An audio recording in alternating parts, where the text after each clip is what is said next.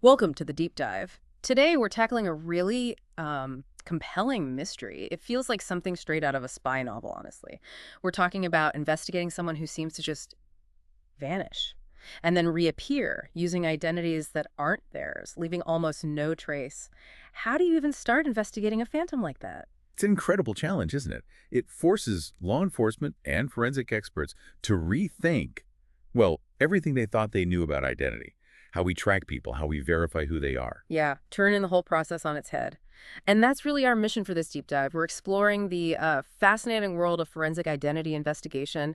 Our sources detail this police investigation into someone they just called Ghost.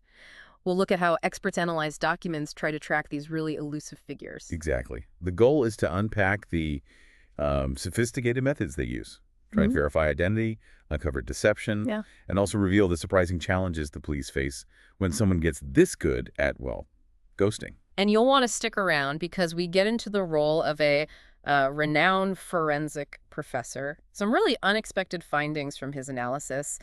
There's even this chilling theory suggesting Ghost might have learned directly from forensic experts how to disappear, basically using their own techniques against them. It's fascinating how much boils down to the documents.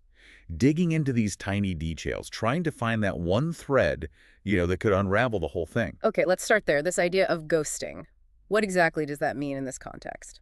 So ghosting, fundamentally, it's the practice of adopting the identity of a deceased person, usually someone who died young, maybe as an infant, before they built up much of a digital or official footprint. So you basically step into their life. In a way, yes. You use their birth certificate, maybe get a social security number, driver's license, all under their name.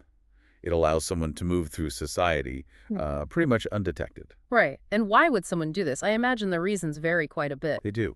Often it's for straightforward criminal reasons, financial fraud, maybe hiding from past crimes, evading prosecution, that sort of thing.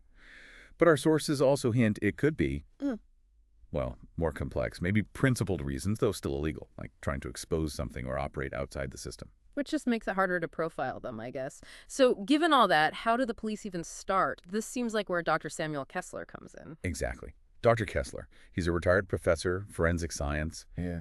a real expert in questioned documents, used to consult for the Oregon Department of Public Safety Standards and Training. Big name in the field. So the police basically handed him this puzzle. What pieces did he have to work with? He had three key items. First, a birth certificate, sort of the foundation of identity, right? Then a driver's license, which is used for so much everyday stuff. And finally, a series of handwritten notes found at a crime scene. These were maybe the most personal items, the closest thing to Ghost's own hand. And the big question hanging over all of it is, are these real? Or just clever fakes in this whole identity scheme? That's the core question.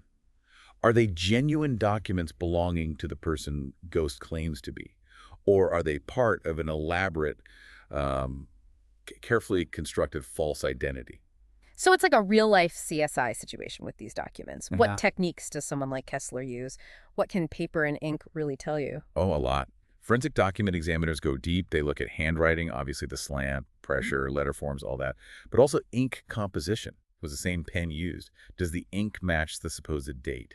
They might use techniques like thin layer chromatography to chemically separate the ink components, or look for tiny signs of tampering, maybe slight differences in ink solubility if someone tried to alter a date, or even like nozzle marks from an inkjet printer if it's a printed document. Wow, that's incredibly detailed. So it's not just about comparing signatures. Not at all. And Kessler didn't just stick to traditional methods for the handwriting. Yeah. He used something pretty cutting edge. Oh, what was that? He used a novel AI system. It's called a top interpretable neural network, or TINN. TINN. Okay, what does that do differently? Well, unlike just comparing visual features, this AI looks for deeper, almost neurological patterns in the writing, tiny variations in pressure, speed, consistency, things the human eye might miss.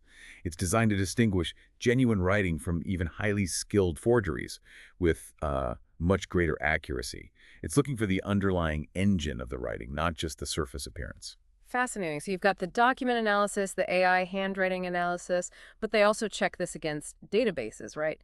to see if any of it connects to a known person. Absolutely. What's crucial, they run checks against law enforcement databases, things accessed through, say, live scan fingerprinting systems if ghosts ever had their prints taken digitally, or databases like the FBI's VICAP, the Violent Criminal Apprehension Program. They're trying to link any piece of this puzzle, the name, the documents, maybe even the MO if it connects to other crimes, to an existing record. Okay, so Kessler's got the documents, he's got the traditional techniques, he's got this advanced AI. What did he actually find? What did this deep dive uncover about Ghost? Well, the first big finding came from the birth certificate. His analysis confirmed it belonged to someone who was deceased. Ah, so that pretty much nailed the ghosting idea. Exactly. That strongly supported the hypothesis. It was solid proof that Ghost was operating under a stolen identity, a dead person's identity. Okay, so one piece confirmed. What about the handwritten notes? Did they just line up with that, or was there a twist? And this is where it gets really interesting, and frankly, perplexing for the investigation. Despite the clear evidence of ghosting from the birth certificate, the handwritten notes, they were strange. They showed unique characteristics, yes, but things like really consistent letter forms, a steady slant, features that didn't match known forgery techniques or patterns. They seemed authentically written, but by whom? Wait, so they didn't look like typical forgeries? What did Kessler make of that? It led him to this really startling theory, something he called the hybrid persona. The hybrid persona. Okay, what does that entail? His thinking was, maybe Ghost isn't just wholesale stealing one identity. Maybe they're more sophisticated. Perhaps they're creating a new blended persona, combining elements, maybe, from multiple identities, or mixing real details with fabricated ones. It suggests a much more complex level of deception than simply taking over one person's life, almost like building an identity from scratch using borrowed parts. Wow, that makes tracking them exponentially harder, I'd imagine. Absolutely. And adding to the frustration was the lack of biometric hits. No fingerprints matching in the system, no DNA evidence linked to them, no clear photos from surveillance that led anywhere definitive. So Ghost has been incredibly careful not to leave those kinds of traces. Exceptionally careful. Almost. Professionally careful.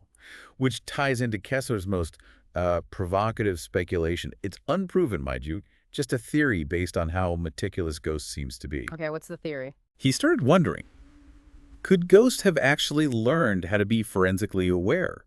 Could they have, maybe years ago, sought out knowledge about forensic techniques? He even speculated, though he can't prove it, that Ghost might have interacted with him, maybe posed as a student or a researcher, asking questions, learning about document analysis, learning what investigators look for. You're kidding. Learning from the experts how to beat the experts. That's the unsettling idea.